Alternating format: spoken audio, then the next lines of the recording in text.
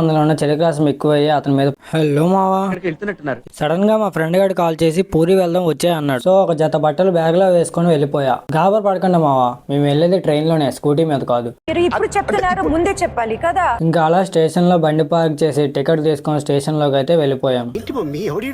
అలా తిరుగుతుండగా కాసేపటికైతే ట్రైన్ వచ్చింది. చెప్పా కదా మామ సడన్ గా వెళ్తున్నామని. సో జనరల్ టికెట్ తీసుకున్నాం కాబట్టి ఇలా నించోవలసి వచ్చింది. నా మట్టుకు నేను ఏదో స్నాపులు పెట్టుకుంటే ఎదురుగా సింక్ కనిపించింది మామ. నాకు ఆ ట్యాప్ ఆన్ చేయాలని చెప్పి చేతులు తెగ దురదేస్తున్నాయి. ఎందుకంటే ఆ ట్యాప్ ఆన్ చేస్తే అందులో ఉన్న చలికాసం ఎక్కువయ్యి అతని మీద పడుతుందని.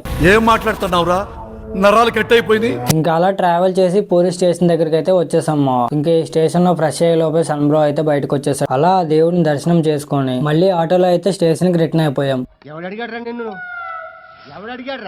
ఇంకేముంది చూడడానికి, మళ్ళీ ట్రైన్ ఎక్కి ఇంటికి వెళ్ళడమే. ఇంతటితో ఈ వ్లాగ్ కథ. మళ్ళీ నెక్స్ట్ వీడియోలో కలుద్దాం. ఫాలో చేయకపోతే ఇప్పుడే మన పేజ్ ని ఫాలో కొట్టాయి. ఉంటా.